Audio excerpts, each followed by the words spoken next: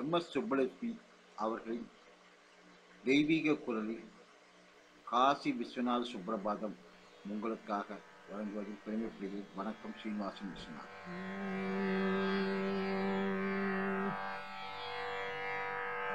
विश्वेशं माधवं धुन्धिं दण्डपाणिं च भैरवं वन्दे काशीं गुहां गङ्गां भवानीं मणिकर्णिकाम्। उत्तिष्ठ काशी भगवान् प्रभु विश्वनाथो गङ्गोर्मि सङ्गति शुभैः परिभूषितोऽब्जैः श्रीढुण्ढि भैरवमुखैः सहितान्नपूर्णा माता च वाञ्छति मुदा तव सुप्रभातम्। ब्रह्मा मुरारी त्रिपुरान्तकारिः भानुशशी भूमिसुतो बुधश्च गुरुश्च शुक्रश्च शनिराहुकेतवः कुर्वन्तु सर्वे भुवि सुप्रभातम्। वाराणसी स्थित गजानन ढुण्ढिराज तापत्रयापहरणे प्रथित प्रभाव आनन्दकन्दलकुल प्रसवैकभूमे नित्यं समस्त जगतः कुरु सुप्रभातम्। ब्रह्मद्रवोपमित गाङ्गपयः प्रवाहैः पुण्यैः सदैव परिचुम्बित पादपद्मे मध्येऽखिलामरगणैः परिसेव्यमाने श्रीकाशिके कुरु सदा भुवि सुप्रभातम्। प्रत्रैरसङ्ख्यमठमन्दिरतीर्थकुण्ड प्रासादघट्टनिवहैर्विदुषाभरैश्च आवर्ज्य यस्यखिल विश्वमनांसि नित्यम् श्रीकाशिके कुरु सदा भुवि सुप्रभातम्। केवानरानुसुधियः कुधियो धियो वा वाञ्छन्ति नान्तसमये शरणं भवत्याः। हे कोटि कोटि जनमुक्तिविधानदक्षे श्रीकाशिके कुरु सदा भुवि सुप्रभातम्। या देवैरसुरैर्मुनीन्द्रतनयैर्गन्धर्वयक्षोरगैः नागैर्भूतलवासिभिर्द्विजवरैः संसेविता सिद्धये। या गङ्गोत्तरवाहिनी परिसरे तीर्थैरसङ्ख्यैर्वृता सा काशी त्रिपुरारि राजनगरी देया सदा मङ्गलम्। तीर्थानां प्रभरा मनोरथकरी संसारपारापरा नन्दानन्दिगणेश्वरैरुपहिता देवैरशेषैः स्तुता। या शम्भोर्मणिकुण्डलैककणिका विष्णोस्तपो दीर्घिका सेयं श्रीमणिकर्णिका भगवती देया सदा मङ्गलम्। अभिनव बिसवल्ली पादपद्मस्य विष्णोः मदनमथनमौळेर्मालती पुष्पमाला जयति जय पताका काप्यसौ मोक्षलक्ष्म्याः क्षपितकलिकलङ्का जाह्नवीनः पुनातु।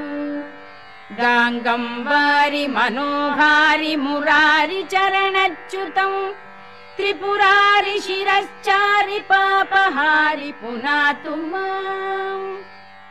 विघ्नावास निवास कारण महागण्डस्थलालम्बितः सिन्दूरारुणपुञ्ज चन्द्रकिरण प्रच्छादिना गच्छविः श्री विश्वेश्वर वल्लभो गिरिजया सानन्दमानन्दितः स्मेरास्यस्तव ढुण्ढिराजमुदितो देया सदा मङ्गलम्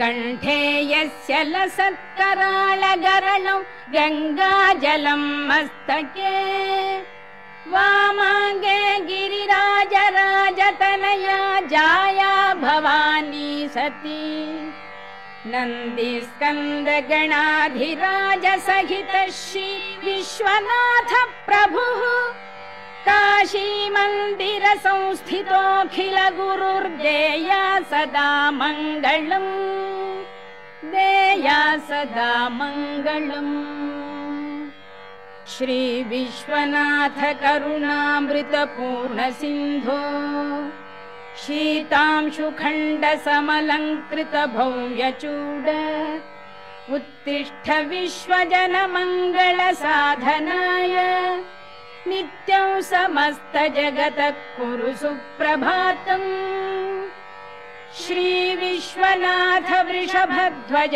विश्ववन्द्य सृष्टिस्थिति प्रलयकारक देवदेव वाचामगोचर महर्षिनुताङ्घ्रिपद्म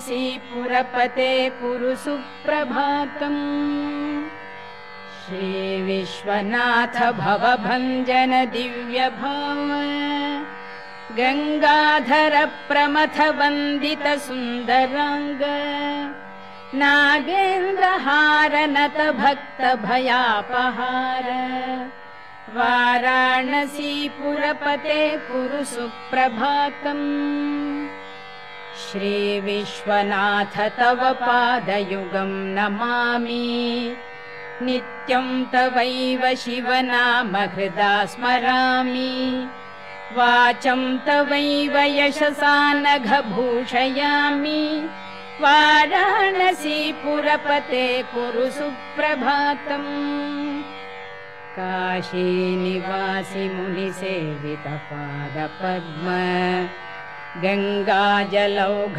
परिषिक्त जटाकलाप हस्याखिलस्य जगतः सचराचरस्य वाराणसीपुरपते कुरु सुप्रभातम् गङ्गाधराद्रितनया प्रिय शान्तमूर्ते वेदान्त वेद्य सकलेश्वर विश्वमूर्ते कूटस्थ नित्य निखिलागम गीत कीर्ते वाराणसीपुरपते कुरु सुप्रभातम् विश्वं समस्तमिदमद्य घनान्धकारे मोहात्मके निपतितं जडतामुपेतम् भासा विभास्य परया तदमोघशक्ते वाराणसीपुरपते कुरु सुप्रभातम् सूनुः समस्त जन विघ्न विनाश दक्षो भार्यान्नदान निरता विरतं जनेभ्यः ख्यात स्वयं च शिवकृत् सकलार्तिभाजाम् वाराणसीपुरपते कुरु सुप्रभातम् ये नो नमन्ति न जपन्ति न चामनन्ति नो वालपन्ति विलपन्ति निवेदयन्ति तेषामबोध शिशुतुल्यधियां नराणाम् वाराणसीपुरपते कुरु सुप्रभातम् श्रीकण्ठ कण्ठ धृतपन्नग नीलकण्ठ सोत्कण्ठ भक्त निवहोपहितोपकण्ठ भस्माङ्गराग परिशोभित सर्वदेह वाराणसीपुरपते कुरु सुप्रभातम् श्री पार्वती हृदय वल्लभ पंचवक्त्र श्रीनीलकण्ठ नृकपाल कलापमाल श्री विश्वनाथ मृदु पंकज मंजुपाद वाराणसीपुरपते कुरु सुप्रभातम् दुग्ध प्रवाह कमनीय तरंग भंगे पुण्य प्रवाह परिपावित भक्त संघे नित्यं तपस्वी जन सेवित पाद पद्मे गंगे गंगे शरण्य शिवदे कुरु सुप्रभातम् सानन्दमानन्दवने वसन्तम् आनन्दकन्दं हत पापवृन्दं वाराणसीनाथम् अनाथनाथम् श्री